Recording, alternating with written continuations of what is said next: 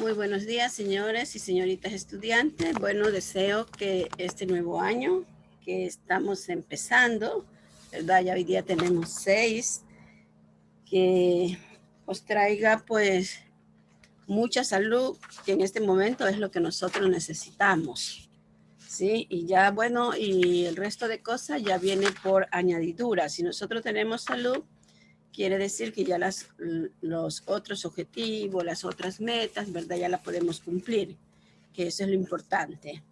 Y tenemos que seguir cuidándonos para que cuando llegue la hora de ir a la universidad, pues nos podamos conocer, nos podamos dar un abrazo con todos ustedes, ¿verdad? Y estar alegre de que aún estamos con vida, que eso es lo importante. Y entonces voy a pasar la asistencia, por favor, cuando contestan. Encienden la cámara, ¿sí? Alcíbar. Presente, doctora. Alonso. Presente, Alonso. doctora.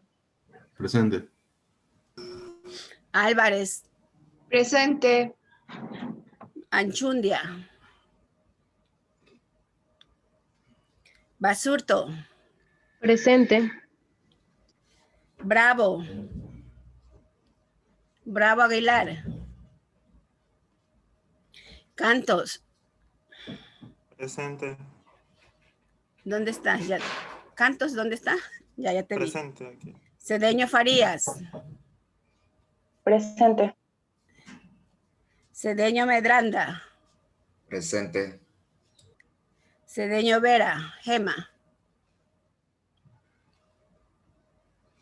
Chimarro. Presente. Cobeña. Presente. Figueroa. Figueroa. Forti. Presente, doctora. Giler. Presente, doctora. Buenos días. Buenos días. Goyes. Presente, doctora. Isurieta. Presente. Lazo. Presente, doctora. Mendoza Pérez. Presente. Mieles Farfán. Presente. Molina Robles. Presente. Molina Sabando. Presente, doctora. Morales Herrera. Presente, doctora. Muñoz Boven. Presente. Paladines. Presente. Moreno Hernández. Diana. Aquí estoy, doctora. ¿Ya? Pincay. Pincay Segovia.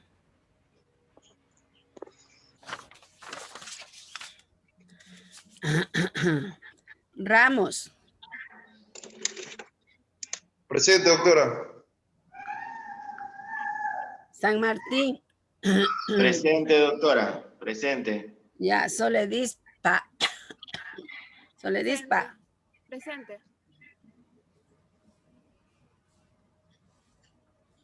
Torres.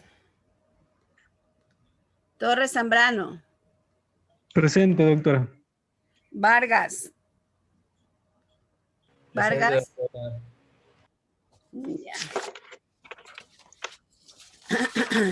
Chicos, disculpen un ratito, pero no sé, creo que tengo un poquito de flema y voy a... Doctora. Ya, espérame un momentito, por favor. Ahora sí, ¿quién me dijo doctora? Yo, Gema. Buenos días, doctora. Buenos días. Es que entré hace unos minutitos y soy una de las primeras de la lista. Ya, Gema. Yo también, doctora. Es que sí estaba, solo que me fallaba el micrófono. Bravo. Doctora, yo también.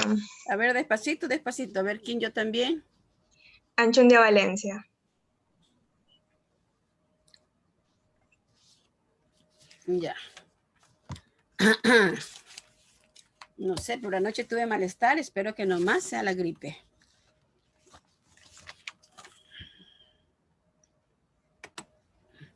como es costumbre, ¿verdad? Vamos a hacer un diagnóstico.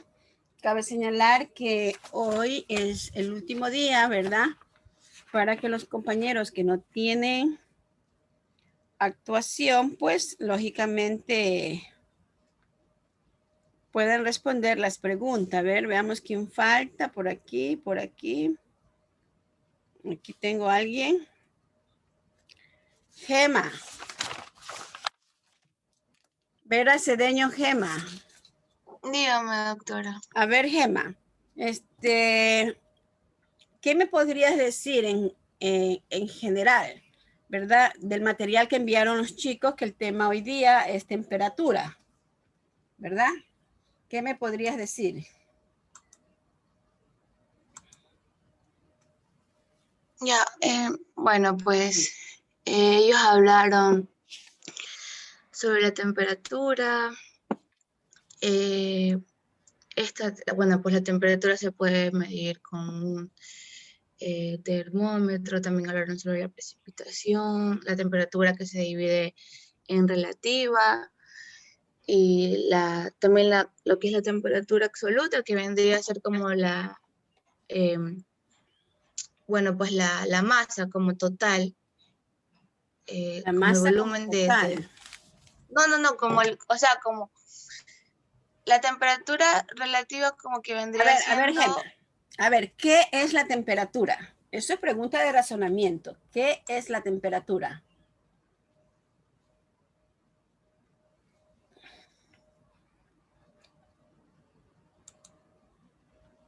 Gema, te escucho. ¿Sí leíste? Gema. Sí, pero leí poquito, doctora. ¿Pero por qué? Porque si sabías que tú no tienes actuación en clase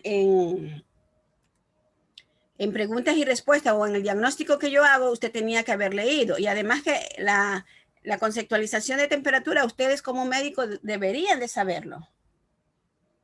¿Sí? Inclusive ya deberían de manejarlo, como dice uno, así, ¿verdad? Rápido. Entonces, mira que yo no necesito que me digas después que no tienes calificación, que tienes 0 en respuesta. Además, yo ya subí las notas y ya tenías que haberte dado cuenta que usted no tiene nota. Entonces, yo lo lamento mucho, ¿sí? Sí, doctora, no pasa nada. Sí, o sea, yo no soy mala, a mí me gusta dar las oportunidades a los estudiantes, pero en el momento que ya, yo sé decir, si no agarran la oportunidad que se les presenta, pues ya no es culpa mía. Sí, bueno, entonces vamos a iniciar, ¿verdad? Con la exposición de los compañeros. Además, como médico, a ver, un voluntario que diga qué es la temperatura. Yo, doctora, que no tengo participación Ya, en San Martín. el aula. ¿Ya? Sí. Sí, te escucho, Ya, San Martín. Ya, nosotros para hablar correspondiente a la temperatura significa una noción de calor mediante el aspecto físico o clínico del paciente. O temperatura también se podría determinar que es la acción calórica que se manifiesta dentro del cuerpo del ser humano y a su alrededor del ambiente. Ya sea que la temperatura sea caliente, sea fría, sea húmeda, el cual se va a interactuar mediante el entorno que lo rodea. Por ejemplo, si estamos hablando de una temperatura normal, pues la temperatura corporal normal es de 37 grados centígrados, por los cuales si asciende desde 37.5, pues podemos hablar como febrícula o inicio febril. Y cuando ya hablamos de 38, ya estamos hablando de fiebre y posteriormente hipertermia. Ya, muy bien, ¿verdad? Y también podríamos agregar a todo eso que usted ha dicho, ¿verdad? Como que la temperatura es un índice. ¿Por qué es un índice, verdad? Usted lo acaba de decir, que la temperatura del cuerpo humano, bueno, usted dice de 37, pero va entre 36.5 y 37, ¿verdad?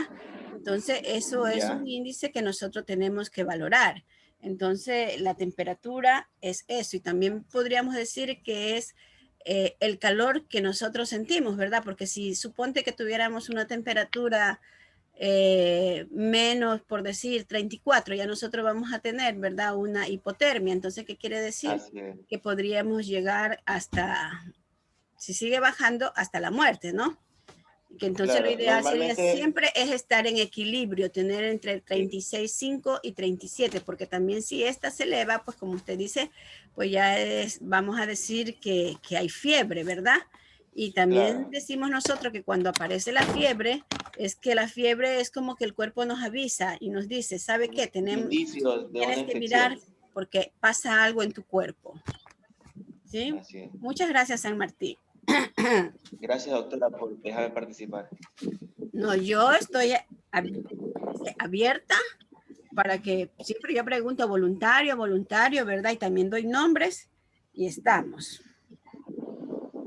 Sí. Bueno, doctora, gracias. Entonces vamos a hablar un poco, ¿verdad? Vamos, Vargas Rodríguez Beris.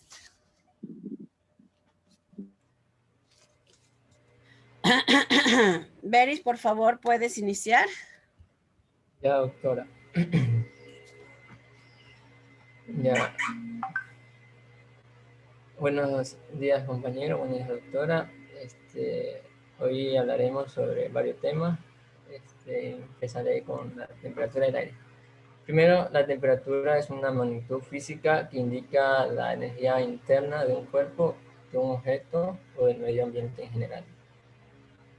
Hablando de la temperatura del aire, esta está condicionada principalmente por lo que es el balance de radiación solar, y si bien también está relacionado con lo que es la superficie de la naturaleza terrestre, también por lo que es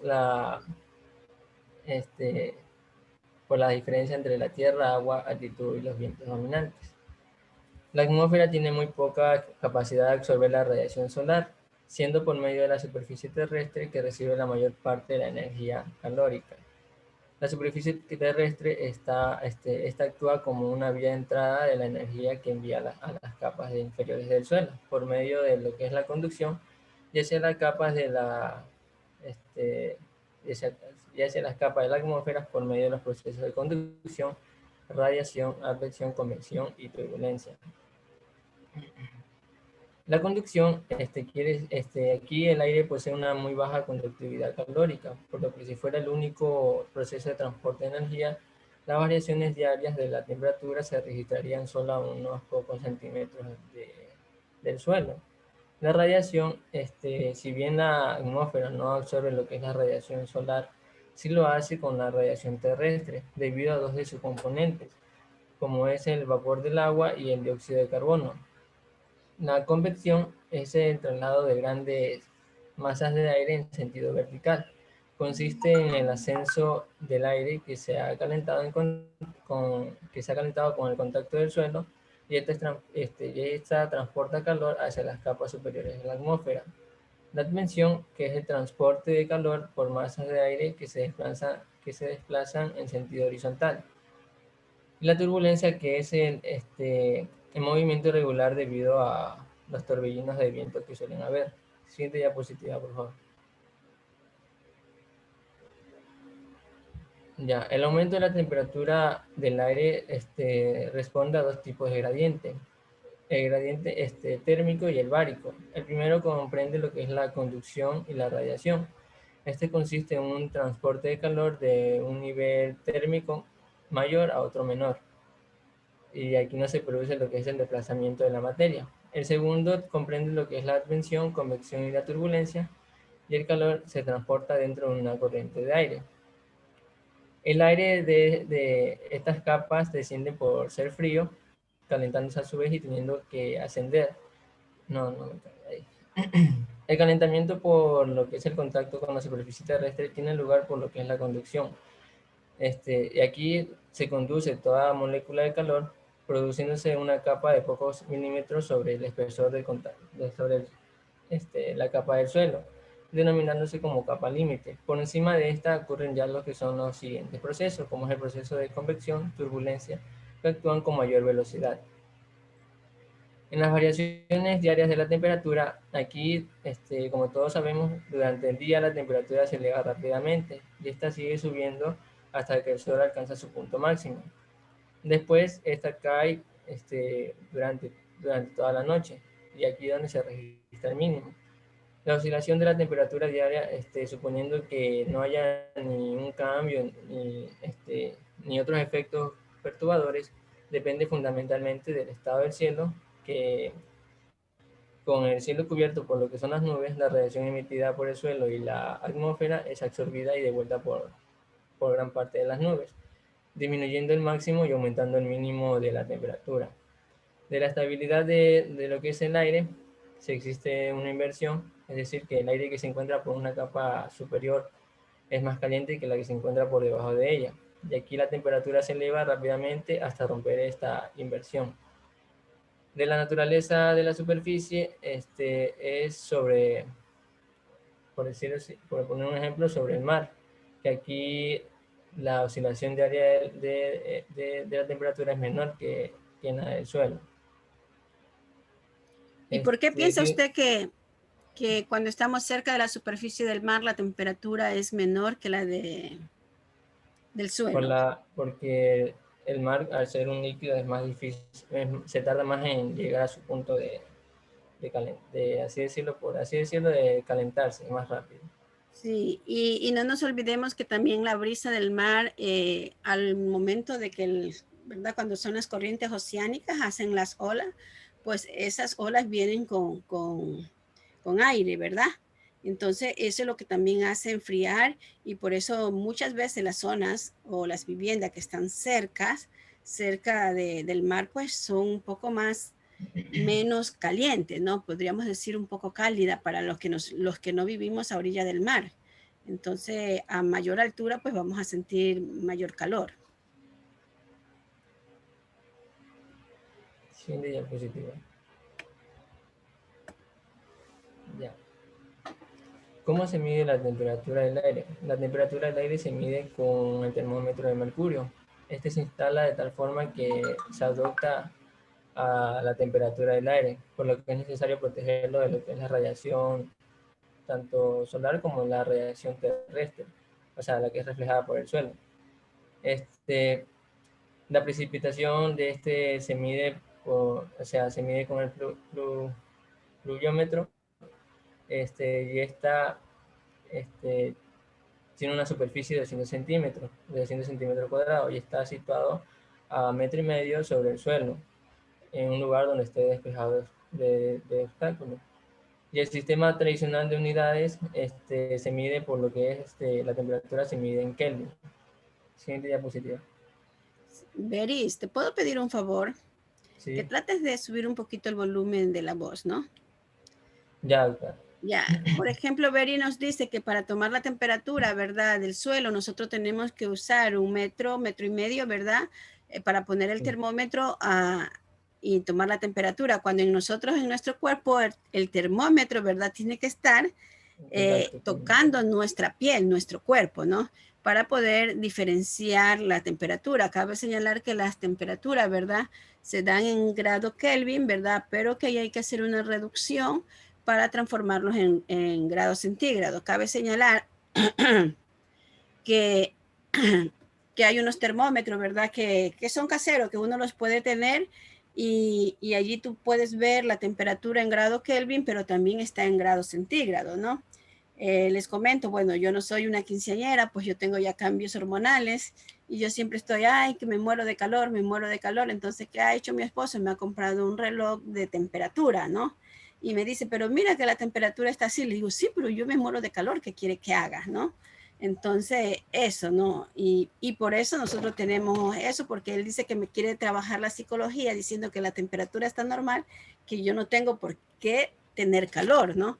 Pero yo les digo, es que el cuerpo reacciona de otra manera, porque nosotras, ¿verdad?, los seres humanos, sobre todo nosotros las mujeres, nos manejamos por nuestras hormonas. Entonces quiere decir que yo ya tengo un desajuste por la edad que uno mismo tiene, ¿no?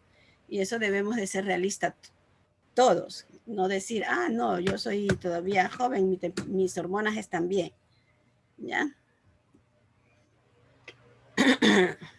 Doctora, ¿puedo seguir yo? A ver. Gracias, Beris. ¿Quién habló? Álvarez. Ya. Bueno, continuando con la exposición, ahora vamos a hablar sobre lo que es la humedad. Bueno, pues básicamente la humedad, todos hemos pasado o conocemos de lo que se trata, ¿no? Aquí vamos a entender un poquito más. Bueno, la humedad se dice que es el vapor de agua que va a estar contenido en la atmósfera. Este se va a poder expresar ya sea en forma absoluta, pero bueno, forma absoluta o forma parcial. Pero ahora vamos a definir lo que es la forma absoluta. Bueno, la forma absoluta estaríamos hablando de lo que son los números, o sea, básicamente el número de gramos o de partículas, en este caso de agua, que se va a encontrar por metro cúbico. O sea, metro cúbico de aire, ¿no? Entonces, hablando o diciendo en otras palabras, la humedad es la cantidad de vapor de agua que contiene el aire. Ya. Tenemos que tener en cuenta que siempre va a haber vapor de agua en el aire. Y esta cantidad va a variar según diversos factores, ¿no?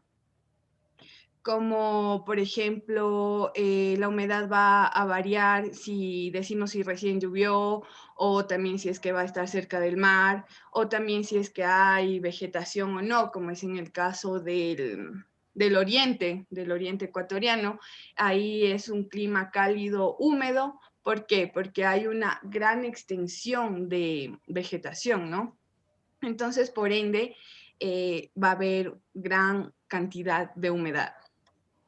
Eso ya lo veremos más adelante. Bueno, entonces, bueno, con todo lo anterior dicho, todo lugar que tenga presencia de agua, este va a tener la posibilidad de calentarse y por ende, va a evaporarse y va a ser una fuente de humedad. Vamos a encontrar dos tipos de humedades, ¿no? Vamos a encontrar... la siguiente diapositiva, por favor. Ya, eso. Vamos a encontrar dos tipos de humedad. Los tipos de humedad va a ser la humedad relativa y vamos a tener lo que es la humedad absoluta. La humedad relativa, bueno, esto básicamente es la capacidad del aire en sí para almacenar agua. Esto básicamente es cuando el aire está, no sé, esta superficie de aire, diciéndolo así, llega a un punto de saturación. O sea,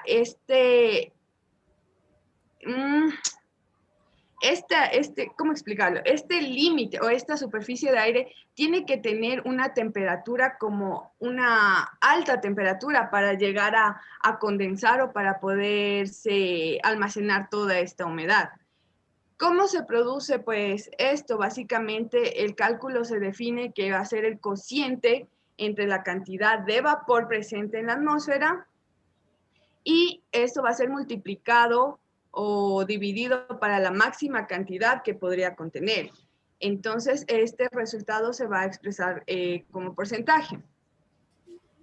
¿Cómo es esto? Pues básicamente decimos que esa superficie, bueno, ya está al 100% de su capacidad, entonces eso es cuando ha llegado ya a su punto límite y se va a producir la saturación y por ende se va a producir lo que es el excedente de vapor de agua. Cuando esto pasa, cuando hay un excedente de vapor de agua, tenemos que tener en cuenta que esta no va a soportar más, ¿no? Esta se va a condensar y se va a volver líquido, lo que básicamente se volvería lo que son las lluvias o las precipitaciones. Bueno, ahora vamos con la humedad absoluta. La humedad absoluta se podría decir que está relacionada con la humedad relativa, pero a diferencia que no va a medir la cantidad, sino básicamente va a medir lo que es el volumen de vapor de agua en el aire en el cual está almacenado. Aquí también cabe destacar que toca tener una temperatura acondicionada, ¿no? Una temperatura óptima para que se produzca este vapor de agua o la humedad. Esto sí dice que a mayor o a menor almacenamiento de agua, las masas de aire caliente, como ya lo comentó Beris, estas van a hacer que posea una más amplia capacidad de almacenamiento. Obviamente que al contrario de lo que sucede con las masas frías. Toca tener en cuenta, la diferencia es que en la humedad absoluta no se va a medir en porcentajes, sino se va a medir en lo que es en gramos por metro cúbico. Ya. Como ya les comenté, pues la diferencia entre la humedad relativa y la humedad absoluta es que la primera pues se refiere al tanto por ciento del agua que se puede contener en ese aire y en forma de vapor. Y en cambio en la humedad absoluta es el peso, o sea, es el peso del vapor de agua que va a contener esa superficie de aire. La siguiente, por favor. Bueno, aquí nos dice pues que la humedad determina muchas de las características ambientales, ambientales y climáticas. Esto puede ser característico de muchos humanos y de muchas especies. Como ya les comenté, pues obviamente por haber mayor vegetación, va a haber mayor humedad en el oriente.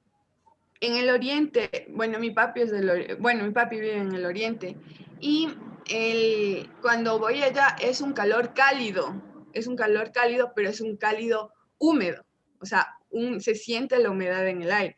En cambio en la costa es un calor, se puede decir, seco, o sea, no se siente esa humedad. Obviamente que si nos acercamos más hacia la parte del mar, sí vamos a sentir dicha humedad, ¿no? Porque como ya lo comenté anteriormente, todo lugar en el que se encuentre agua siempre va a haber vapor de agua y por ende va a originarse lo que es la humedad. Ya. Entonces, eso. Eso con respecto a la humedad. ¿Sigo o alguien más desea hablar de precipitación o continúo yo mismo? San Martín. Okay. Aquí estoy, doctora. Bueno, siguiente, por favor. Cuando nosotros hablamos de precipitación, tenemos que iniciar hablando un poco sobre lo que corresponde el ciclo del agua.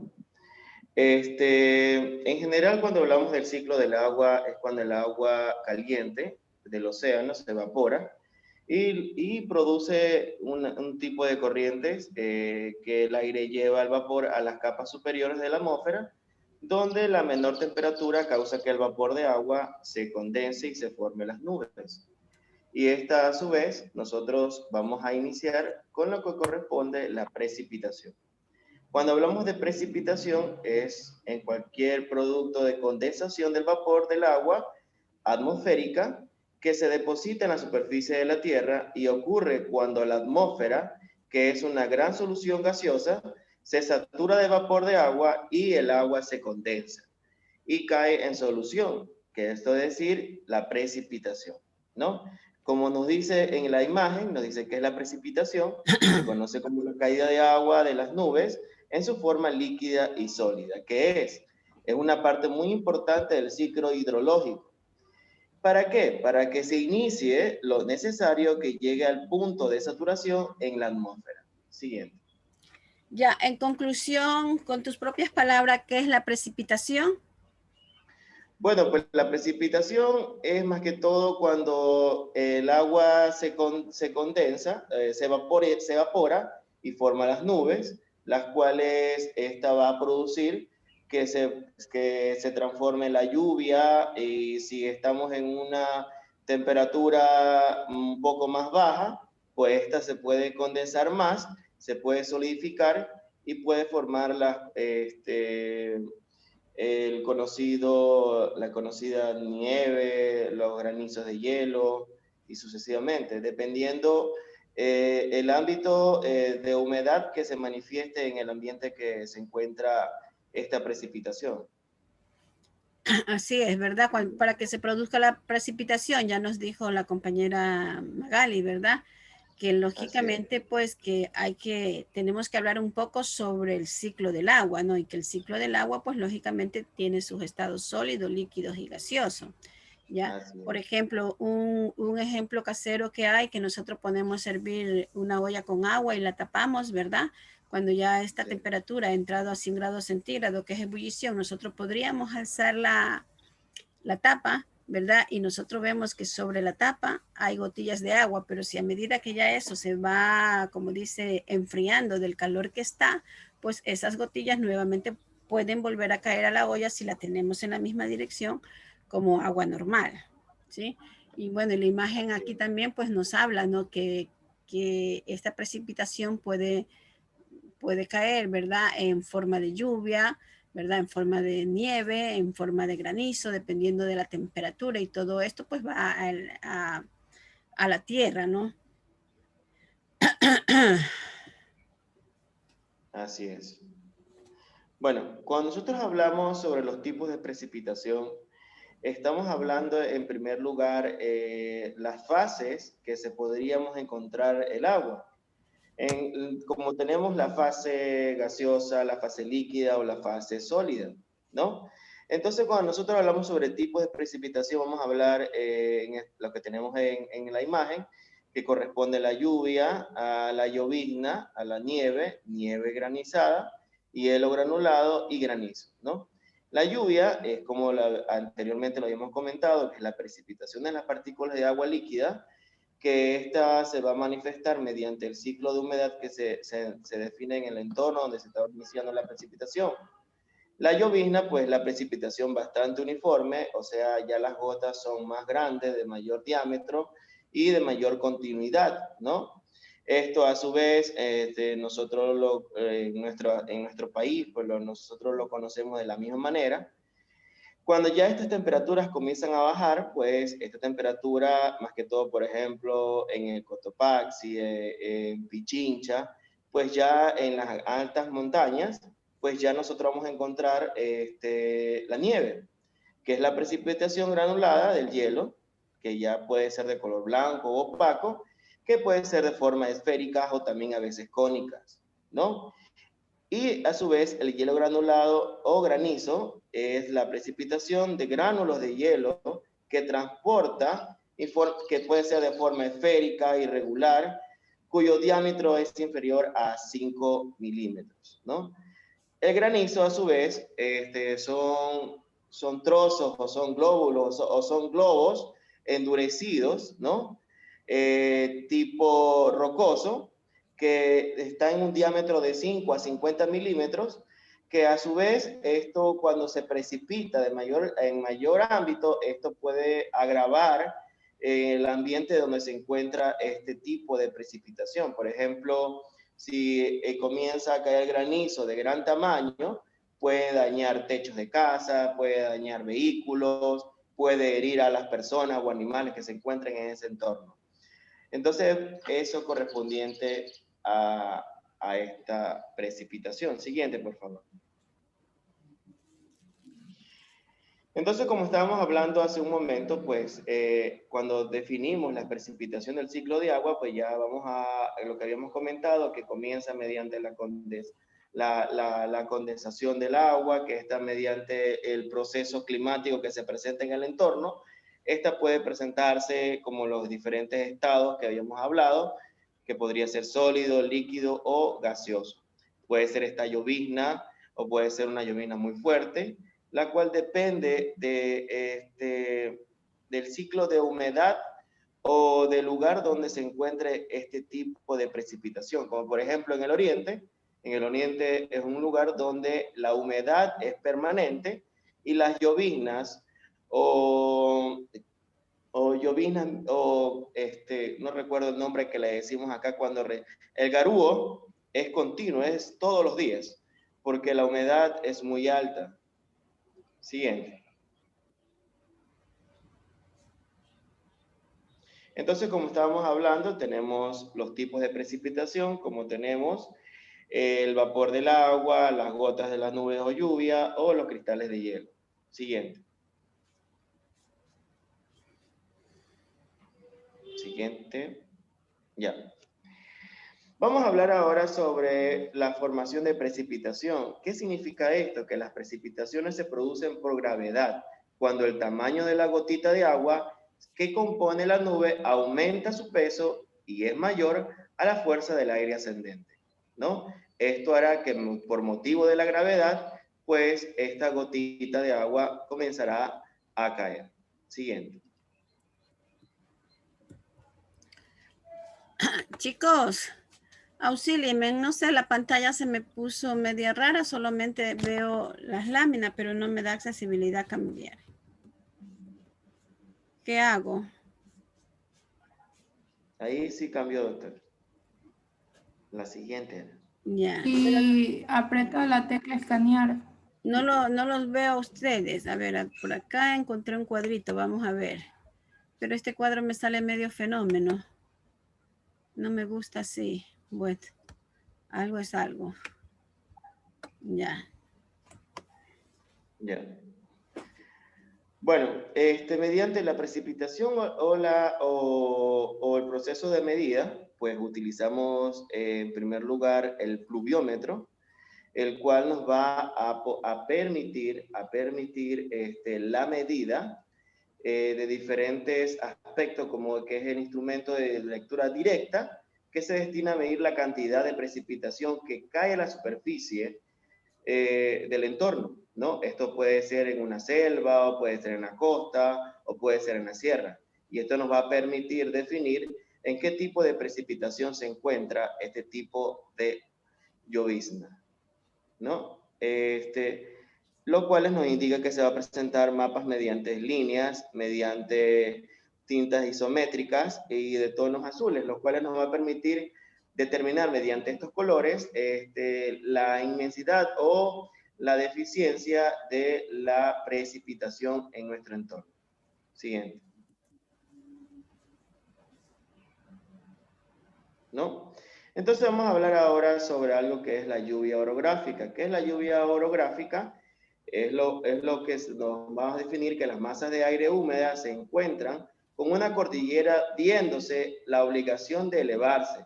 Para sobrepasarla en este ascenso, el vapor de agua se condensa produciéndose precipitaciones en la ladera o el barlovento. Como podemos observar en la imagen, pues la precipitación, esta masa de aire va a ir ascendiendo, va a ir condensándose, por lo cual al condensarse, pues al descender, esto más que todo es común en las montañas, ¿no? Por lo cual en las puntas de la montaña vamos a encontrar lo que es la nieve. Por lo cual es el punto de congelación del agua. Siguiente. ¿No? Entonces, cuando hablamos sobre la precipitación convectiva, ¿no? Es lo único que no podemos entender, que es el aire en contacto con una superficie caliente que se eleva por el calor y la humedad que contiene se condensa produciendo precipitaciones, determinado como tormentas, ¿no? En las tormentas, estas también pueden estar cargadas eléctricamente, por lo cual en la descarga de las tormentas significa que la lluvia no tiene, como se dice, un mismo nivel, un mismo recorrido, sino que tiene varios recorridos, puede ser hacia la derecha, hacia la izquierda, o con mucha fuerza al descender, o con menos fuerza, o las gotas son grandes, o las gotas son pequeñas, o las gotas del agua o de la lluvia están frías. Entonces, esto nos podríamos dar a entender cuando hablamos de unas tormentas. Y las tormentas, al condensarse, vuelvo y le repito, podría formar campos eléctricos y podríamos entender o comprender tormentas eléctricas. Siguiente. Explíquele qué es una tormenta eléctrica. Ya. Una tormenta eléctrica es la manifestación primero de una lluvia muy fuerte, acompañada de truenos o relámpagos, que esto a su vez, estos truenos o relámpagos podrían adherirse en cables de alta tensión o en señales inalámbricas, las cuales estas cables de alta tensión o señal inalámbrica son como imanes que atraen a este tipo de campos magnéticos, por lo cual esto a veces en este tipo de tormentas eléctricas provoca que en la zona donde se encuentre se vaya la luz, haya cortos o explosiones de campos eléctricos en cableado del entorno donde se encuentra. A ver, voy a hacer una pregunta. Cualquiera puede responder, ¿no? ¿Es correcto lo que ha dicho San Martín de la corriente eléctrica, de la tormenta eléctrica? A ver. Chicos. Hola. Hola, doctora. No, yo puedo, acotar más, dar información, o sea, sí, sí. Argumentar. ¿Ya? ¿Sí se puede? Claro. Ya. Según ¿Quién yo, está hablando? Ramos Yoimi. Ya. Ya, según yo, también es un fenómeno meteorológico.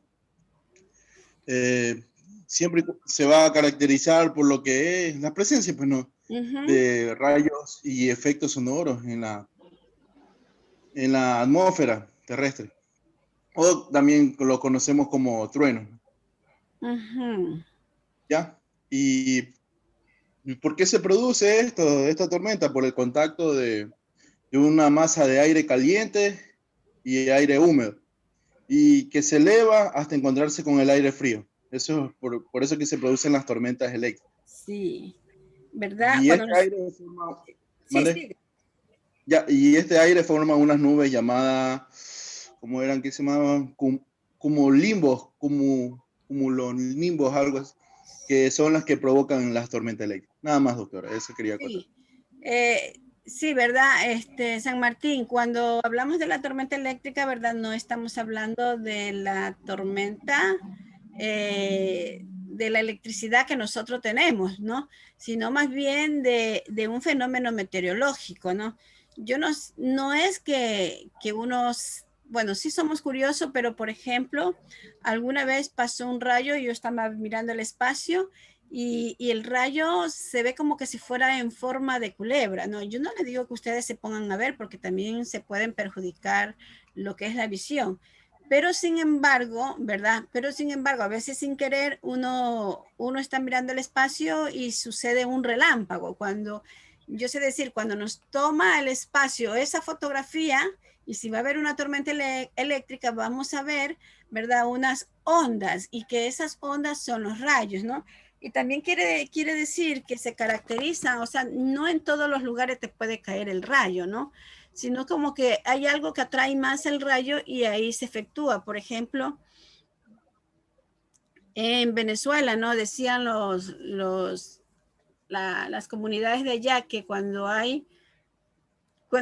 está en época de invierno, ¿verdad? Época lluviosa, los rayos caen justamente en el lago. Y allá es que van a caer los rayos, ¿no? Entonces, lógicamente que después que cae un rayo, ¿verdad? Puede haber una falla de energía, puede haber alguien humano que salga afectado por la caída del rayo, ¿no? Y por ejemplo, no sé si alguien hay de la sierra, pero yo he visto que en la sierra, cuando ya se siente un clima frío y que está lloviendo, ¿verdad? La gente comienza a quemar madera, si es que tiene, o si no pone estas hierbitas como incienso y todas estas hierbitas, ¿verdad? Que sirven para alejar la tormenta. Bueno, ellos dicen, ¿no? Y a lo mejor si se les cumple, y si se les cumple, pues ellos ya lo ven como algo cierto, ¿no? Eso en la sierra. Y yo recuerdo que mi abuelita, ¿verdad? Yo tengo una hermana menor y que cuando ella escuchaba los truenos y veía los rayos, ella se tapaba los ojos y se cubría los oídos y se ponía muy nerviosa, ¿no? Entonces mi abuela por parte paterna corría a quemar esos, los ramitos que que nos dan en Semana Santa. ¿Ya? En Domingo de Ramos, ¿no? Entonces mi abuela corría a quemar y decía que ahí se alejaba la tempestad, ¿no? Si ustedes, por ejemplo, permíteme entrar al internet, voy a dejar de compartir esto, ¿verdad? A ver si sale una especie de rayo. Ya, déjame ver. Ojalá encuentre una especie de rayo, poner tormenta eléctrica. Por lo menos una imagen, no quiero la conceptualización ahorita, sino una imagen. Tormenta eléctrica. Tormenta eléctrica. ¿Aquí será? ¿Sí ven aquí? ¿Verdad? Aquí está lo que acabó de decir el compañero, ¿verdad? Que es un fenómeno meteorológico. ¿Ven, chicos, las fotografías, las imágenes de los rayos? ¿Hola? Sí, doctor. Sí, doctora, sí, ¿verdad? Aquí nosotros sí podemos ver de diferentes maneras. El espacio se transforma en diferentes colores, ¿verdad? Entonces, así vamos mirando, ¿no? Y si que por casualidad algún día ustedes están mirando en el espacio y sucede un relámpago, ustedes van a ver una especie como ondas, como culebritas, les sé decir yo, y esos son los rayos. No los pongo a ver, porque no es que les digo que se queden fijos para ver, sino que muchas veces sin querer uno se da cuenta, ¿ya? Porque la electricidad también puede perjudicar la visión, y así nosotros podríamos tener, ¿verdad? Muchas imágenes, y está la literatura correspondiente a, mira, por ejemplo, estos rayos van a caer sobre estos edificios, ¿no? Entonces, si realmente caen en ese edificio, pues vamos a ver qué es lo que sucede. ¿Sí? Entonces, yo sé decir que la naturaleza, ¿verdad? Tiene muchas cosas que nos parecen increíbles, pero eso pasa. ¿Ya? ¿Estamos viendo las láminas de ustedes o no? Sí, doctor. Ya. Seguimos. Bueno, el siguiente, por favor.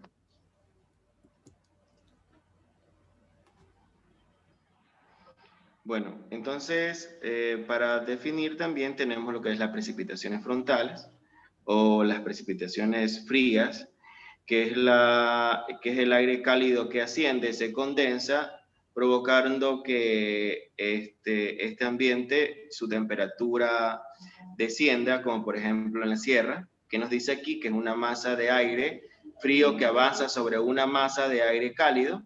El aire cálido es menos denso y se ve obligado a ascender sobre la masa de aire, y el frío condensándose y ascendiendo rápido a formar el vapor de agua, que también lo conocemos como la neblina, ¿no? La neblina, pues, podríamos encontrarlo más que todo cuando vamos a la sierra o cuando vamos viajando, ya que la sierra o ya que la parte de esta área, pues, es ascendiendo, ¿no? Entonces, al ascender, pues, a veces nosotros vamos sintiendo el cambio del clima, de la temperatura, y al bajarnos del transporte, pues tenemos un choque de este cambio térmico, el cual hay personas que se resfrían,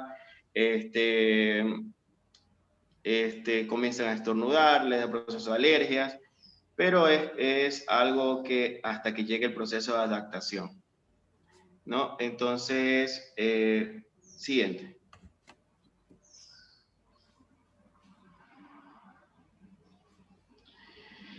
Y por lo cual, vamos a hablar sobre algo muy importante que es el pluviógrafo, ¿no? Porque el pluviógrafo, como el nombre te lo va a indicar, es el que nos va a permitir, mediante una gráfica, determinar, pues, las variaciones del periodo de tiempo que se diverge de diversos tipos, los cuales son los más comunes que tenemos en la imagen, ¿no? Este tipo de pluviógrafo, mediante un gráfico, nos va a permitir definir qué tipo de precipitación vamos a encontrar en el entorno donde está ubicado este medidor. Sí, ¿verdad? Por lo general, estos equipos, bueno, no es de nuestra incumbencia, pero sí para conocer de cultura general, ¿no? Nosotros tenemos una universidad de Quito, que es la que mide todos estos fenómenos meteorológico, ¿verdad? Y es lo que nos anticipa que va a haber lluvia, que va a estar nublado, que va a subir la temperatura solar a tantos grados centígrados, ¿verdad? Y que lo que nosotros sí deberíamos ver es todo este fenómeno, ¿verdad? Todos estos fenómenos naturales, cómo influye en nosotros, ¿verdad? En nosotros los seres humanos, en nuestro estado de salud. Gracias a Dios, yo digo, bueno, yo soy creyente en Dios, ¿no? No sé ustedes, pero tampoco le estoy induciendo a que crean, ¿no? Yo sé decir que nosotros vivimos todavía en un paraíso. ¿Por qué? Porque nosotros aún, ¿verdad? Las olas de calor no son tan fuertes como lo hay en otros países. Y las olas frías de fríos tampoco son tan frías como lo hay en otros países, que mucha gente se muere del frío o mucha gente se muere de calor, ¿no? Entonces todavía acá en nuestro medio, pues todavía el calor es soportable. Sí es sofocante, pero lo soportamos, ¿no? Y lógicamente que nosotros tendríamos que tomar las medidas. Si hay mucho calor, pues obvio tendríamos que acudir al agua, ¿no? A tomar agua. Y si es que podemos tirarnos una ducha, nos lanzamos la ducha, pero se puede hacer eso, ¿no? Y que sin embargo, a veces, muchas veces uno entra a la ducha y sale de la ducha y uno dice, ay, parece que ni me hubiera bañado porque todavía se siente el calor, ¿no? Entonces, pero ya le digo, nosotros somos bendecidos porque aún todavía podemos soportar el calor, podemos soportar el frío, ¿verdad? Que no es como en otros países que la gente muere y no muere uno, mueren muchos. Sí. Siguiente, por favor.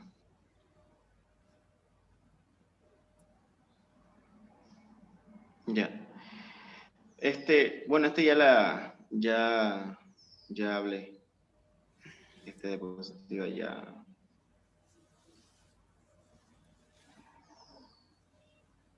Bueno, para poder definir esta precipitación o poder culminar, pues vamos a hablar sobre la precipitación del frente ocluido.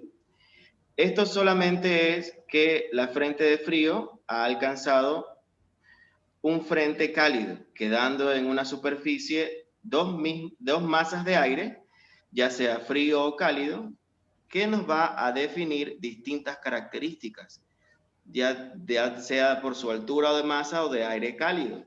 Esto quiere decir que, por ejemplo, aquí en nuestra ciudad de Guayaquil, en Guayaquil,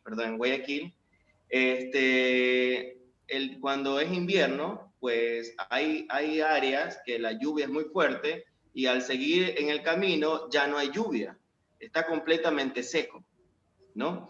Esto es lo que podríamos entender con un frente ocluido, o sea que hay partes que hay llovizna y hay partes que no.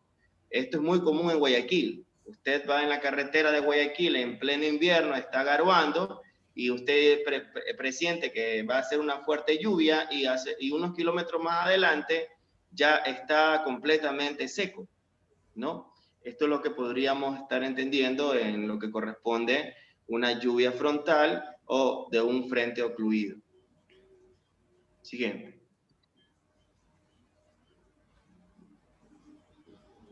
¿No?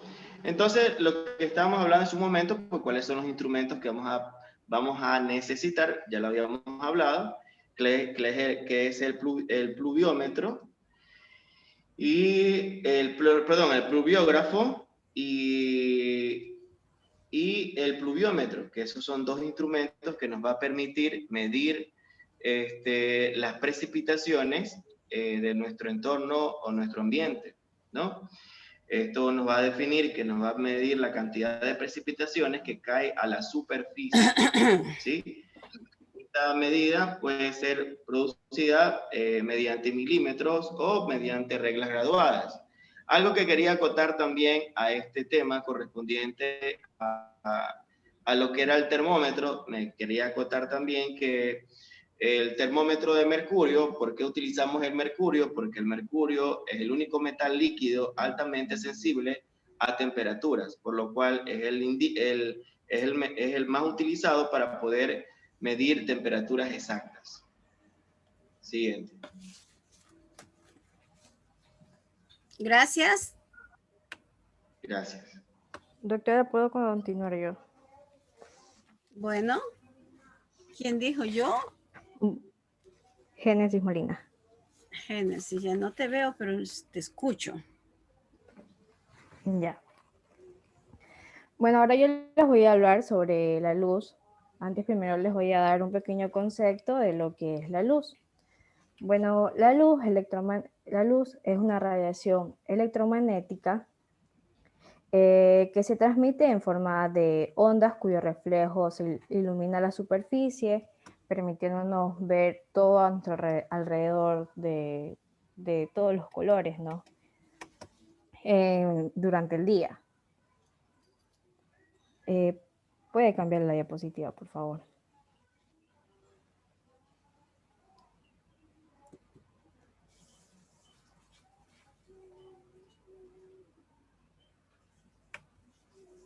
Bueno, en ecología es interesante conocer la cantidad de luz que reciben las plantas y que interviene en el proceso de la fotosíntesis, así como las posibles repercusiones de las horas de luz sobre las actividades de los organismos terrestres como de los organismos acuáticos.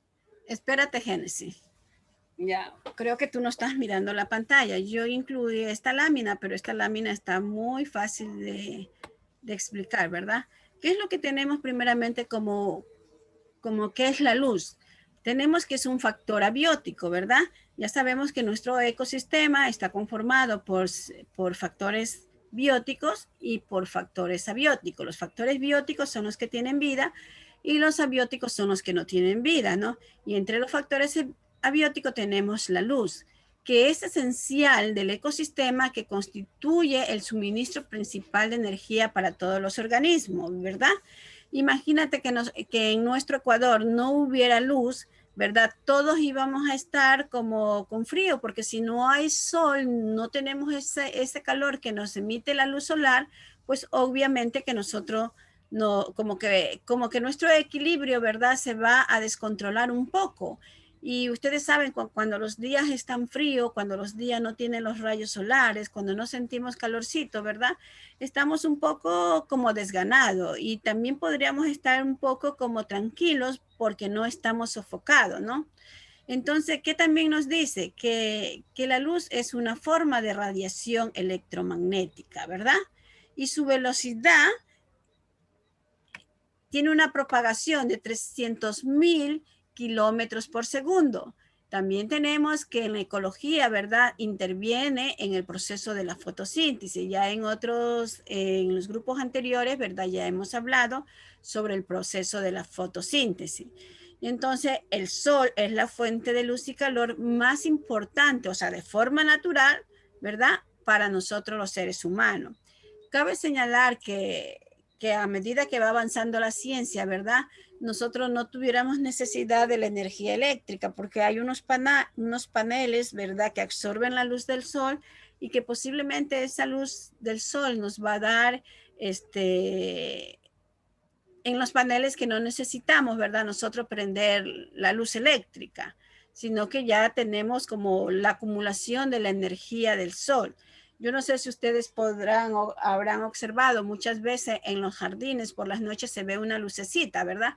Pero esa lucecita es una acumulación que esos foquitos han recibido, ¿verdad? De la luz solar y que ellos no están gastando la energía eléctrica, sino que es una energía natural. También tenemos, ¿verdad? Que la luz solar, ¿verdad? Se presenta en tres aspectos, lo infrarrojo, lo visible y la luz ultravioleta, ¿verdad? Entonces, también nosotros tenemos por acá que la luz solar está dividida, que el 51% es absorbido por la superficie terrestre, ¿verdad? De esta radiación que emana este sol que está aquí, ¿ya? Y el 19% es absorbido por la atmósfera, es decir, que se queda acá en lo alto. El 30% se pierde por la reflexión y el 10% es absorbido por las plantas. Nuevamente vuelvo a lo que es, la fotosíntesis, ¿verdad? ¿Qué nos dice? Que también nosotros podemos tener otro tipo de luz que es la luz eléctrica, ¿verdad? Es la luz artificial, pero que esa luz artificial es producida por nosotros. por nosotros los seres humanos, ¿verdad? Y que lógicamente pues ya ustedes saben el mecanismo de la luz, que tiene que enchufar un bombillo o una lámpara, qué sé yo, para tener las radiaciones, ¿no? Para tener calor también, ya. Si ustedes se dan cuenta, ¿verdad? O no sé si alguna vez habrán pasado por alguna granja, ¿verdad? A los pollitos se les sabe poner unos focos, ¿verdad? ¿Por qué? Porque esos pollitos necesitan calor. Entonces, ese calor no viene directamente de la luz solar, sino más bien de la luz eléctrica artificial, ¿verdad? Que tenemos también que el sol irradia hacia la Tierra una gran cantidad de luz y es utilizada por los organismos, ¿verdad? Equipados para retener la energía que está proporcionada. Ya, ustedes saben que nuestras casas también es un reservorio de energía solar, ¿verdad? Porque muchas veces ustedes saben que el cemento, ¿verdad? Si las casas son de cemento, ¿verdad? Usted puede tocar el cemento y siente esa temperatura, ¿no? Entonces quiere decir que eso ha absorbido, ¿verdad? O es reservorio de energía. Y que muchas veces, por eso cuando inicia la noche, nosotros aún tenemos calor. ¿Por qué? Porque estamos envueltas en las paredes de nuestras casas que absorben energía. Pero a medida que va avanzando la noche, pues posiblemente estas paredes se van a enfriar y ya va a ser un poco menos calurosa la noche. Ya, bueno, esta es una imagen, ¿verdad? Sobre la luz, los porcentajes, cómo están, ¿verdad? Lo que yo les mencionaba aquí en este lado. Y también tenemos, ¿verdad? Que la luz ultravioleta pertenece a la franja de espectro electromagnético con 400 y 100 manómetros aproximadamente. Su principal característica es la luz ultravioleta, es la posibilidad de producir excitaciones en los átomos que provocan reacciones químicas. Cabe señalar que esta luz ultravioleta también hay una clasificación que se llama luz ultravioleta A, B y C, ¿verdad? Y la luz visible es lo que nosotros podríamos ver, ¿verdad? Es el espectro visible de la región del espectro electromagnético al ojo humano. Vaya viendo, se me fue. Es capaz de percibir medidas que, por decir, nosotros vemos el arco iris, vemos muchos colores, ¿verdad? Y esos colores se producen por estos rayos visibles del sol. Luego tenemos la luz infrarrojo, ¿verdad?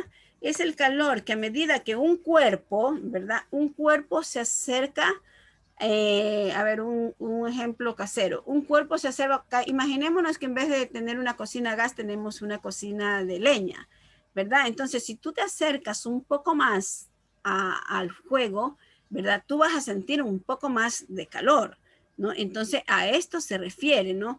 Que es un tipo de radiación electromagnética de mayor longitud de onda que la luz visible. La radiación infrarroja es emitida por cualquier cuerpo cuya temperatura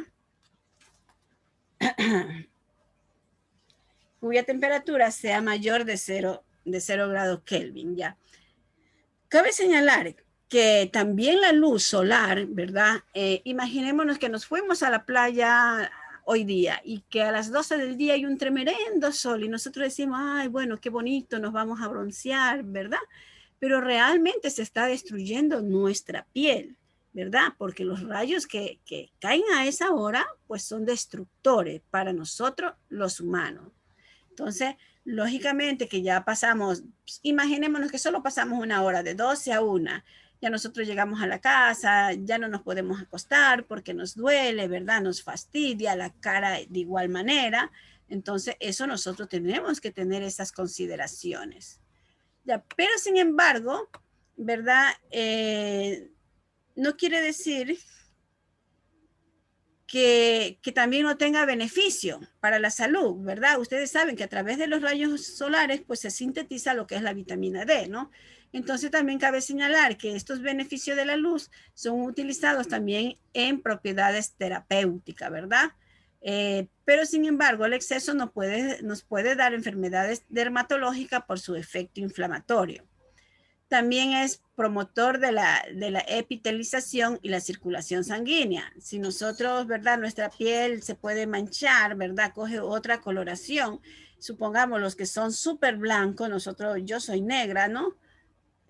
Trigueña, y los blancos, ellos van a sentir mucho más. Inclusive a las personas de piel blanca se les dice, ¿verdad?, que tienen que usar protector o tienen que evitar la luz solar porque ellas son susceptibles a tener cáncer, ¿verdad?, de la piel. Bueno, ya les dije que también los rayos ultravioleta pues ayuda a la absorción de la vitamina D o que se sintetice la vitamina D, ¿verdad? Y esta será metabolizada en los riñones para transformarse en su forma activa y contribuir a la absorción y depósito de calcio en los huesos. Los rayos ultravioletas regulan la producción de la melatonina, hormonas que ayudan a definir los ciclos del sueño. Presión arterial, ¿verdad? Entonces, si nosotros tenemos mucho calor, pues lógicamente que se van a dilatar nuestras arterias. Imaginémonos que estas son nuestras arterias, ¿verdad? Y si yo vengo y le doy mucho calor, es como yo tener una manguera, y una manguera es caucho, ¿verdad? O es plástico. Entonces yo vengo y quiero introducir algo en esa punta de esa manguera, y para que se dilate y para poder encajonar algo, entonces yo vengo y le pongo fuego. Entonces eso se pone un poco blando y da para hacer lo que yo tenía en mente hacer con esa manguera, ¿sí? Y bueno, y también hay más defensa para nuestro cuerpo, ya que aumenta el número de los glóbulos blancos en sus dos líneas, tanto como los neutrófilos y los linfocitos. Y aquí tenemos, ¿verdad?, una personita que se está tomando los rayos solares, ¿verdad? Está absorbiéndose, lo que está ayudando a sintetizar lo que es la vitamina D. Y acá abajo pues tenemos otra imagen. Bueno, ellos están vestiditos, pero sin embargo también están tomando los rayos del sol. Y esto, ¿verdad? Imagínense este camarón, yo sé decir así, este camarón, ¿verdad? Abusó tanto del sol y mire cómo quedó. Y nosotros en ese momento, pues lógicamente nos sentimos. Después que ya hemos abandonado la playa, la piscina, ya vamos a la casa, nos queremos sacar el agua de la piscina o el agua del mar, y ahí nosotros vamos a sentir las molestias, ¿verdad? Y aquí, como dice, el cáncer de la piel. Bueno, esta es una persona de piel de color muy blanca, ¿no? Y así. Continuamos, por favor.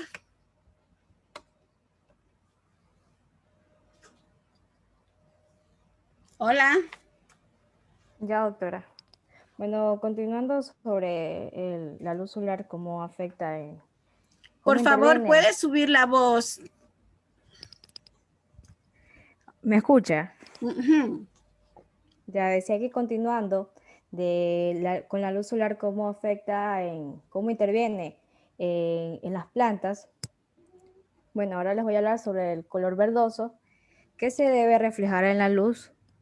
El color verdoso se debe reflejar en la luz verde mientras absorbe el violeta.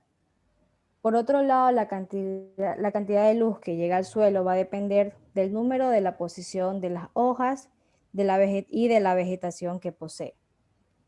Para determinar la cantidad de luz que se llega al suelo, se calcula el índice de la superficie foliar, que es el cociente entre la superficie foliar total de las hojas y la superficie foliar de las hojas y la superficie del área del suelo.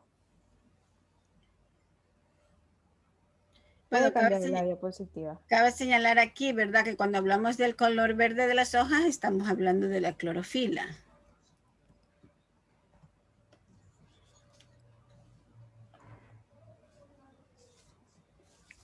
Siga, por favor. Bueno, actividad fotosintética de la luz. La actividad fotosintética de las plantas, esta está afectada por la luz, de manera de que existe un nivel de luz llamado punto de compensación de luz, en lo cual la tasa de absorción de dióxido de carbono utilizado en el proceso de la fotosíntesis es igual a la tasa de pérdida en la respiración. A medida que se incrementa el nivel de luz, la tasa fotosintética va a aumentar, pero llega a un punto en el cual un mayor incremento no produce aumento de la tasa de la fotosíntesis, denominado el punto de saturación de luz.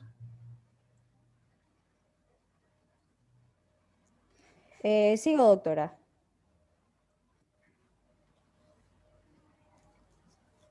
Gracias. ¿Quién falta? Falto yo, Falta doctora, una yo empiezo. compañera. ¿Sí se me escucha? ¿Allí? Sí, sí se me escucha.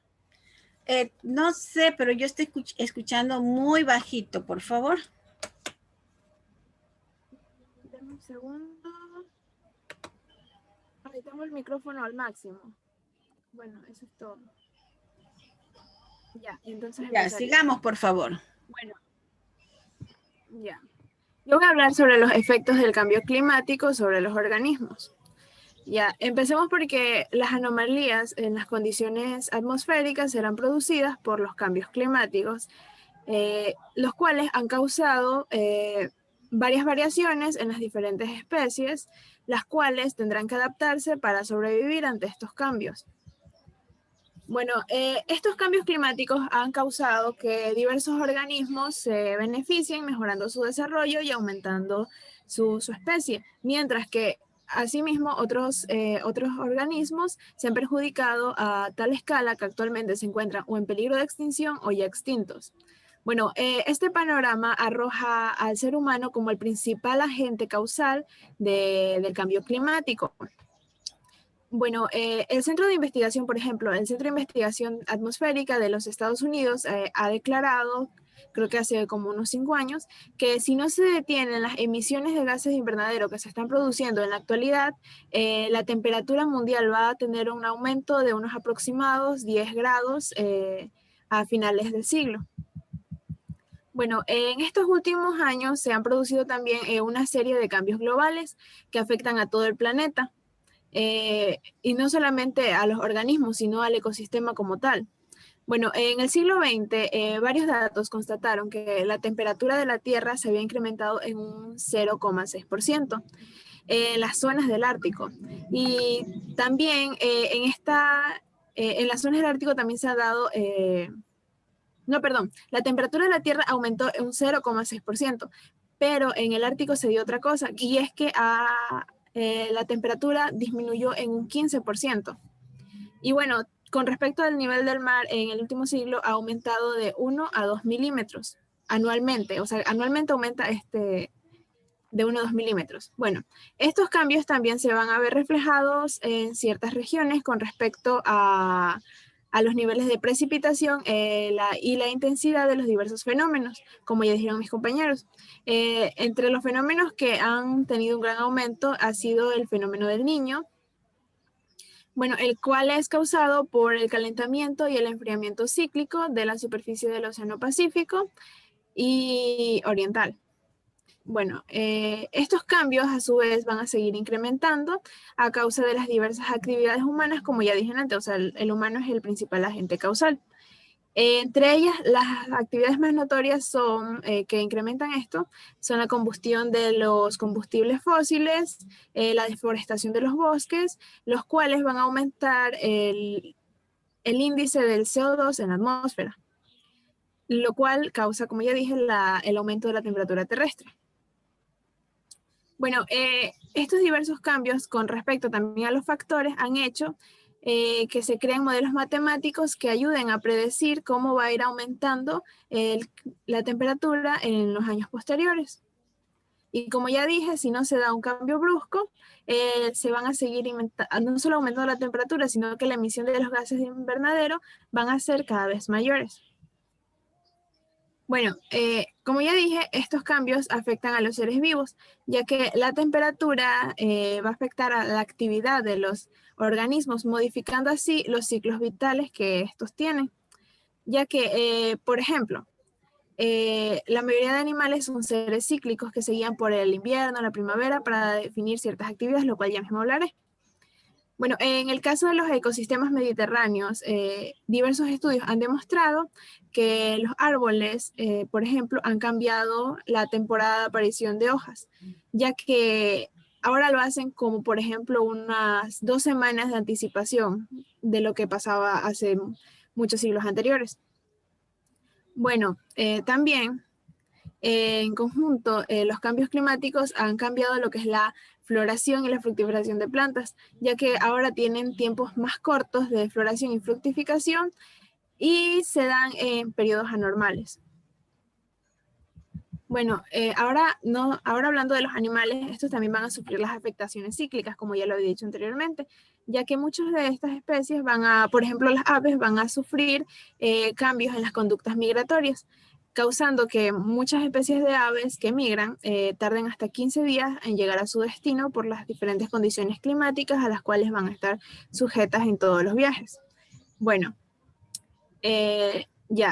otras aves, por ejemplo, las han dejado de migrar o también han cambiado el destino de migración con respecto a siglos anteriores, ya que los destinos a los cuales antes iban ya no son aptos para su supervivencia, ya sea por el clima o porque no encuentran alimentos. Así que estas aves, como dije, prefieren migrar a otras partes o quedarse en su hábitat, ya que como la temperatura ha variado, por ejemplo en invierno, pueden seguir sobreviviendo en esas áreas y encontrar todavía comida, y han recorrido ahora como a alimentarse principalmente en basureros.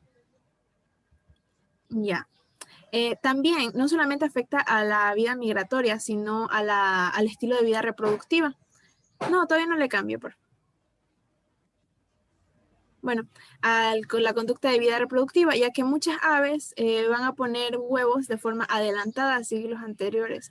Ya es como que la mayoría de cosas se adelantan u otras se atrasan con respecto a la vida cíclica. Bueno, y también estos factores y con respecto a la falta de la posibilidad migratoria de las aves han hecho que aumente la misma mortalidad de estas, ya que se tienen que quedar como dije, en sus climas de hogar en el invierno, haciendo que escasee el alimento y mueran de frío. Ahora sí, siguiente, por favor.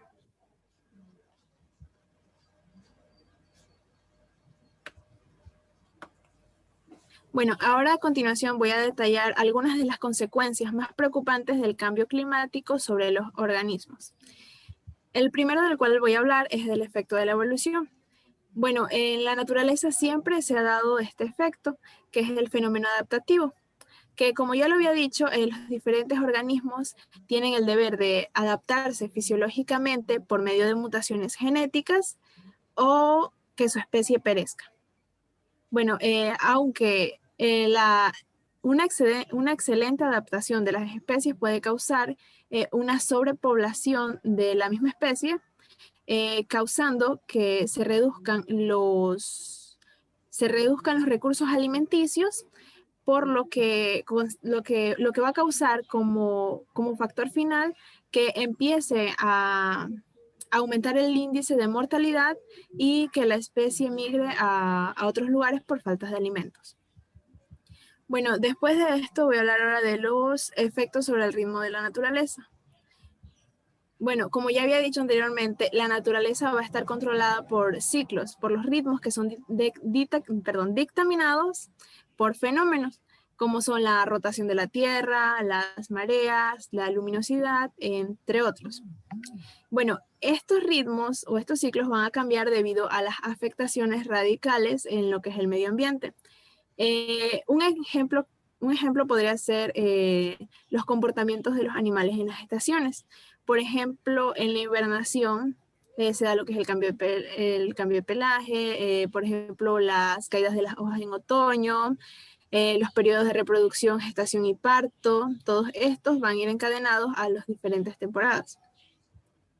Bueno, también, por ejemplo, como ya dije, la reproducción, la gestación y el parto son cambiados por lo que vendría siendo veranos más amplios y por inviernos con temperaturas más bajas u otras zonas que tienen inviernos con temperaturas más altas y son cortas.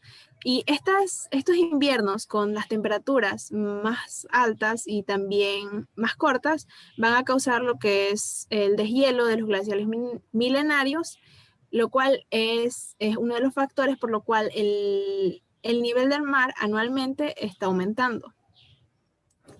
Bueno, y también este aumento en el nivel del mar va a causar otra afectación a los microorganismos o los organismos o pequeños animales que vivan en las orillas de las playas, ya que, por ejemplo, como el arrecife de coral, los manglares, entre otros, se van a ver afectados por esto.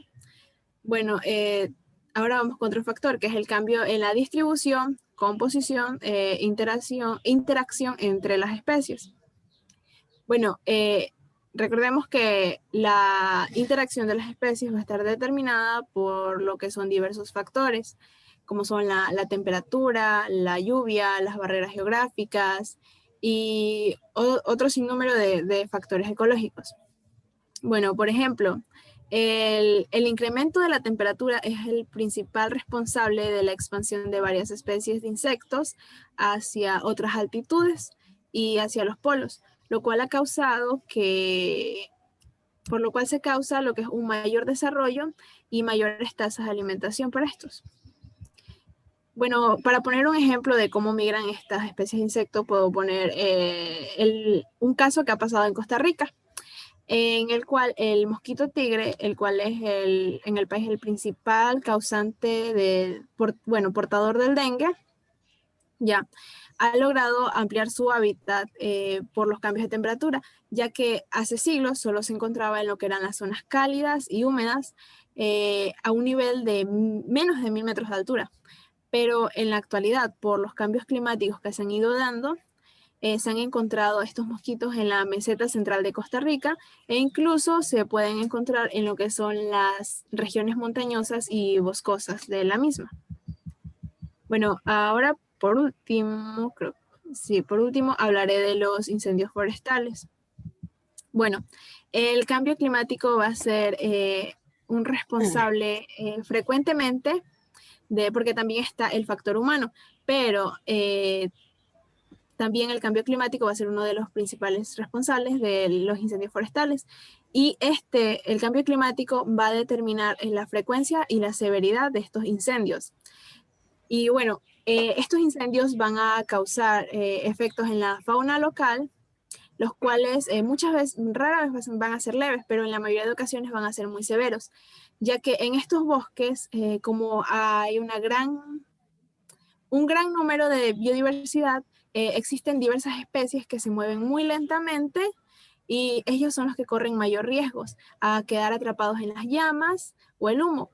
Y escapar de estos incendios para estas especies o para la mayoría de especies que son depredadas no es muy sencillo, ya que a pesar de haber logrado sobrevivir, van a enfrentarse a otros factores, ya que como hubo un incendio forestal, los bosques van a quedar destruidos, por lo que muchas de estas especies no se van a poder ocultar como antes lo hacían, y de paso se van a quedar sin fuentes alimenticias, por lo que al no tener ni follaje para cubrirse, ni alimento, están sujetos a morir por hambre o por depredación. Y bueno, esa sería mi exposición. Gracias. Bueno, yo les incluí aquí, ¿verdad? Otra lámina que habla sobre los problemas que afectan a nuestro ecosistema, pero a nivel de Latinoamérica, ¿no? Entonces, ¿qué decimos? Que el cambio del clima, ¿verdad? Se va a dar por crecientes concentraciones de dióxido de carbono, es decir, del CO2. Ya, y que también nos dice que dentro de Latinoamérica, ¿verdad? Los patrones de precipitaciones están cambiando, es decir, la temperatura cada día aumenta más, la severidad de los fenómenos meteorológicos pueden llegar al extremo, el derretimiento de los glaciares y el calentamiento de los océanos Pacífico y Atlántico. Cabe señalar y recordarles que yo les había hecho llegar un video en el cual hablaba sobre los derretimientos de los glaciares, ¿verdad? Y que los expertos habían hecho un análisis, habían hecho un estudio de qué tenía esa agua que venía de los glaciares. Entonces llegaron a la conclusión de que eso era inflamable, es decir, si es inflamable tienen que haber muchos gases allí, ¿no? Y que también habían, ¿verdad?, muchos virus de pandemias que ya han pasado y otros virus que todavía no se conocen qué es lo que va a pasar con esos virus, ¿verdad? Y también, pues lógicamente que va a haber impacto tanto en el suministro de agua y de alimentos. Cabe señalar que según la literatura dice que el agua dulce se está acabando muy rápido, ¿no? Y que a lo mejor, bueno, unos hablan del próximo siglo, otros hablan de 25 a 30 años, ¿no? Si es el próximo siglo, no van a existir ustedes ni voy a existir yo. Pero si a lo mejor es de 20, 25 años, a lo mejor yo no exista, pero ustedes sí van a vivir todo este impacto, ¿verdad? Del suministro de agua y de los alimentos. La afectación en la infraestructura, afectación en la salud y bienestar humano, ¿no? Por eso es que yo les digo a ustedes como estudiante de medicina, como estudiante de ecología, ¿verdad? Que ustedes pueden sembrar, aunque sea un arbolito de algo, si tienen un patio. Y si no tienen patio, siembren flores, ¿verdad? O algo que no ocupe más en un tacho que ya no sirva, en esos bidones de agua que se rompen, qué sé yo, en algo. Y para no gastar el agua de la llave, ustedes pueden, ¿verdad? Ustedes pueden, cuando prenden el acondicionador de aire, a través de la manguera sale el agua. Entonces ustedes pueden utilizar esa agua, ¿sí? No les digo las aguas lluvia porque realmente ahora nosotros tenemos Manta, no sé en los otros lugares, pero Manta está seco, ¿no? Creo que en diciembre un día lloviznó y de ahí como que dice, los vengo a saludar y me voy, y ya no ha lloviznado más. Entonces eso es lo que nosotros tendríamos que ver. O sea, y también inclusive si no tenemos acondicionador de aire, ¿verdad? Cuando el agua de que enjuagamos los platos, o sea, ya no enjuaguemos los platos con el grifo abierto, sino que pongamos un recipiente para que recoger esa agua. Y esa agua también sirve para regar, en este caso, si ustedes quieren sembrar una flor, una rosa, una habichuela en un tacho, un frijol en un tacho, entonces ustedes ya tienen para regar y no gastar más el agua que viene de la llave, ¿no? Porque, o sea, ya está dicho que el agua dulce se va a terminar muy pronto. También está pronosticada una guerra por el agua. La guerra por el agua, ¿qué quiere decir? Si Angie tiene una botella y yo pasé por ahí, yo tengo sed, yo se la puedo arrebatar. Y si Angie no se deja arrebatar la botella, pues van a pasar cosas mayores, ¿no? Eso. Luego, bueno, ya hemos hablado, ¿verdad? Un poco de los fenómenos meteorológicos cuando el compañero nos explicaba, ¿verdad? Sobre las corrientes eléctricas, ¿no? Entonces aquí justamente tenemos que pueden estos fenómenos meteorológicos, además de las tormentas eléctricas, pueden haber tifones, huracanes, tormentas eléctricas, tornados, ¿verdad? Tormentas de nieve, fuerte nevada, aludes, marejadas, inundaciones.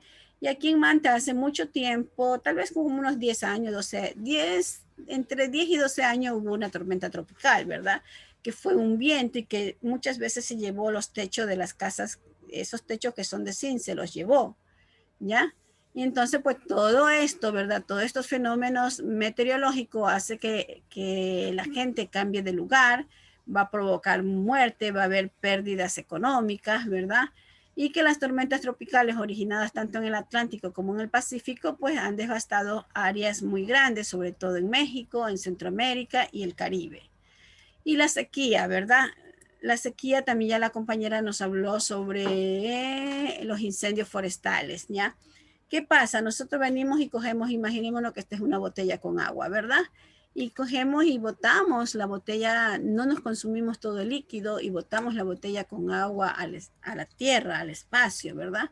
Y entonces, como ahorita hay sequía, pues, ¿qué es lo que pasa? Con las radiaciones del sol, esto se va a transformar en candela y esto es lo que puede provocar un incendio forestal, ¿verdad? Además del descuido que nosotros, bueno, los que fuman cigarrillo pasan por ahí, tiran su colilla de cigarrillo y también eso puede provocar un incendio forestal, ¿no? Y con la sequía, pues lógicamente que las plantas no van a crecer, no van a dar sus frutos y entonces por obvio, pues nosotros también vamos a tener carencia de los alimentos. Y esto del aumento a nivel del mar, que ya también Angie lo mencionaba, ¿verdad? Y que lógicamente si se van a derretir los glaciares, pues el nivel del mar también va a subir. Y eso vendría a ser todo lo que hay. Chicos, ¿alguna pregunta hasta acá? Hola.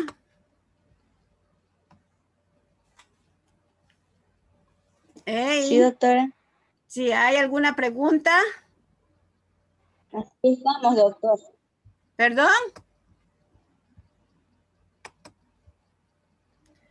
Ay, niños. Bueno, pregunto, ¿hay problemas en los proyectos? Bueno, ya con los dos grupos que ya les dije que ya voy a revisar, ¿no? Chicos, voy a compartir nuevamente el modelo. Creo que no sé si está aquí. Veamos, no sé si está aquí. ¿Dónde está? Modelos de artículo.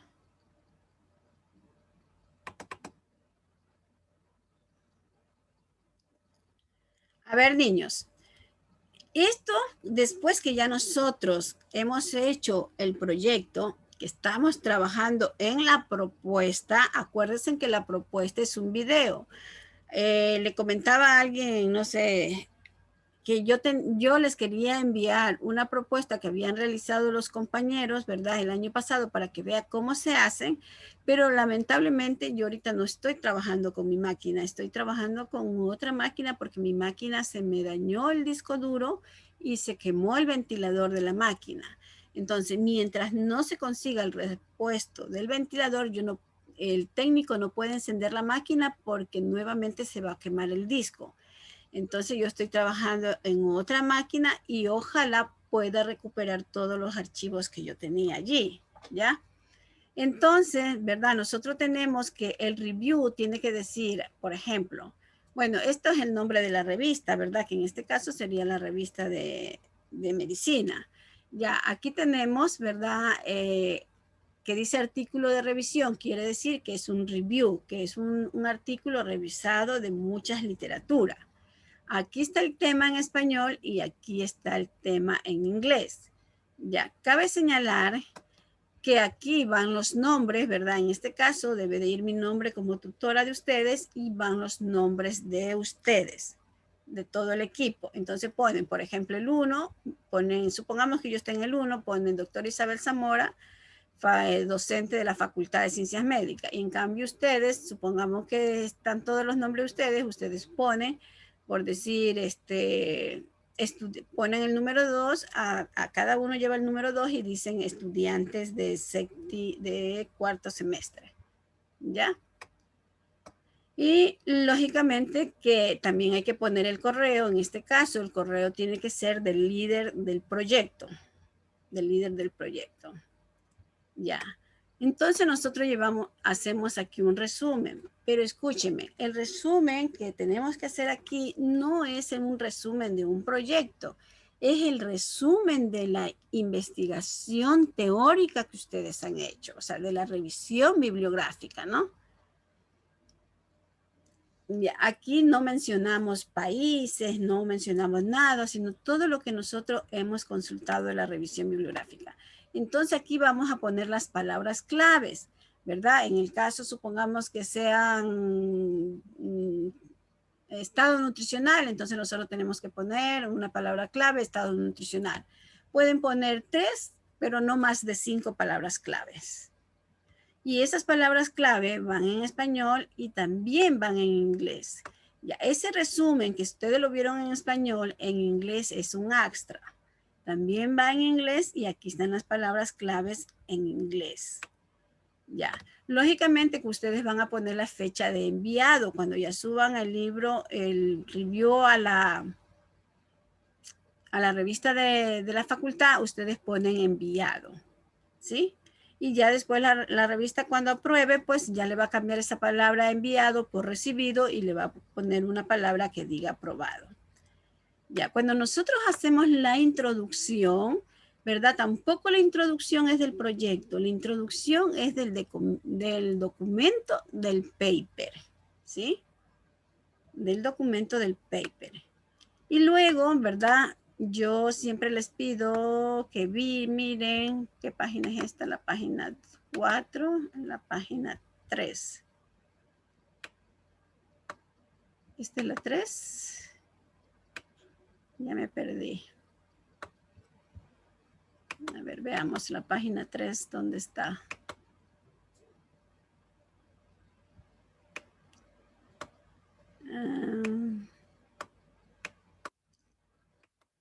Bueno, tienen que leer el documento. No recuerdo en qué página exacta. Aquí está. Miren, que yo no pongo, ¿verdad? Que yo no pongo, esto es esta es la introducción, ¿verdad? Y en la introducción no es una introducción de una hojita, es de algunas hojitas. Y yo en esa introducción, yo no pongo así palabras, no pongo así objetivo, tal cosa, sino que dentro de este texto yo voy colocando, por ejemplo, pero estos objetivos y esta metodología no es del proyecto, es del paper, ¿sí?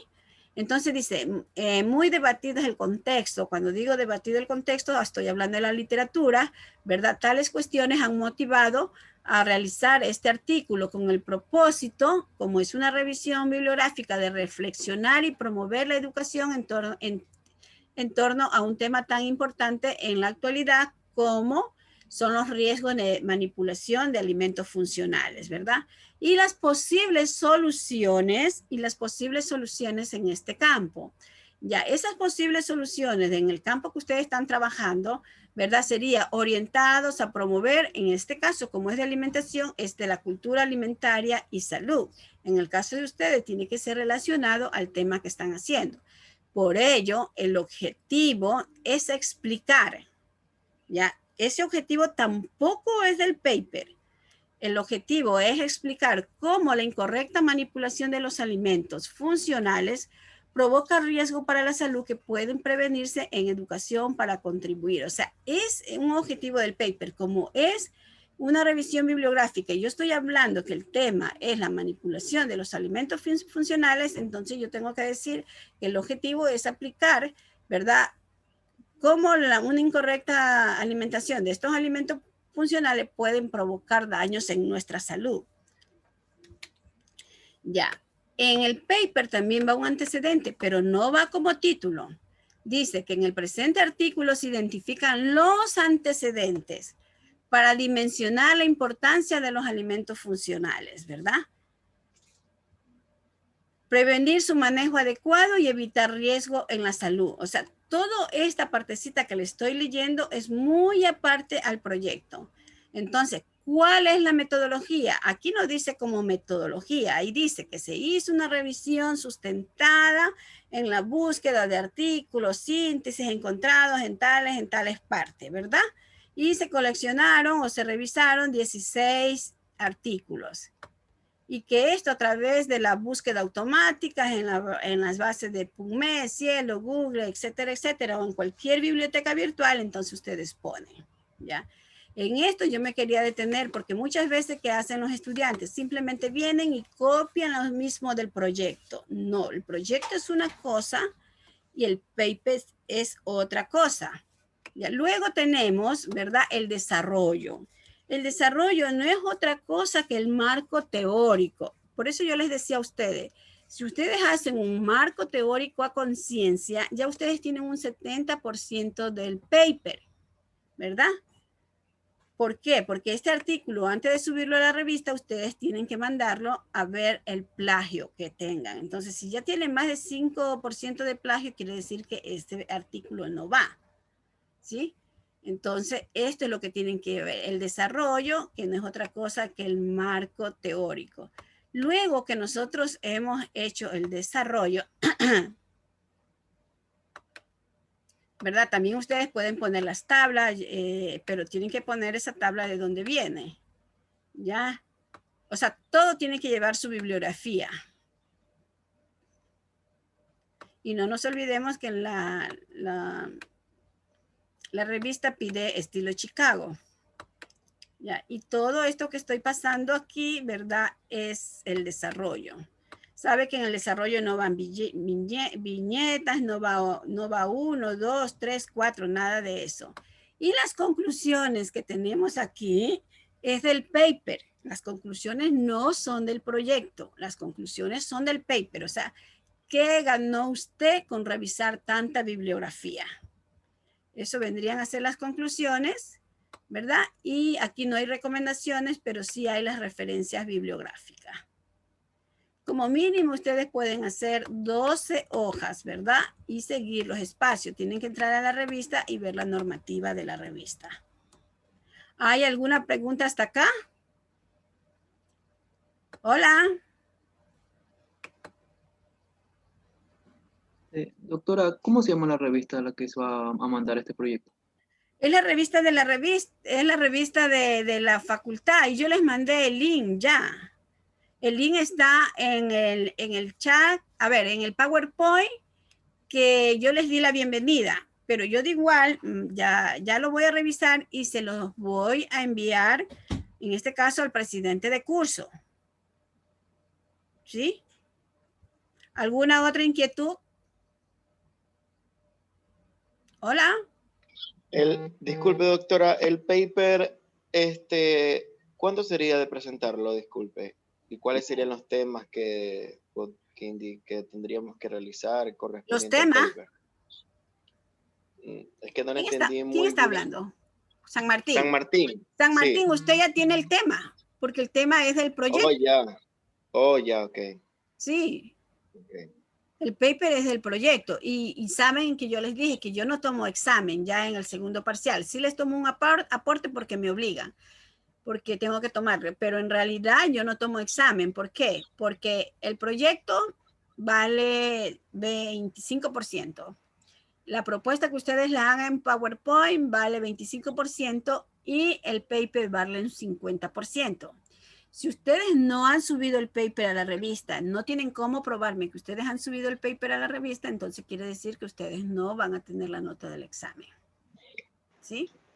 Porque el requisito para la nota del examen son estas tres cosas. Proyecto terminado, la propuesta subido al YouTube o donde ustedes la quieran subir y el paper. Listo, doctora. ¿Ya? ¿Algo más? Pregunten, chicos. Después dicen que no saben, que no les han explicado. Pregunten. Doctora, ¿usted cree que nos podría enviar un ejemplo o un ejemplo del paper que usted de algún otro alumno anterior para más o menos definir y guiarnos un poco? A ver, San Martín, yo les dije a ustedes que yo no estoy trabajando ahorita con mi máquina. Mi máquina se me ha dañado, está en el taller. Pero yo les mandé ese paper que les acabé de ver, yo se los mandé al presidente de curso.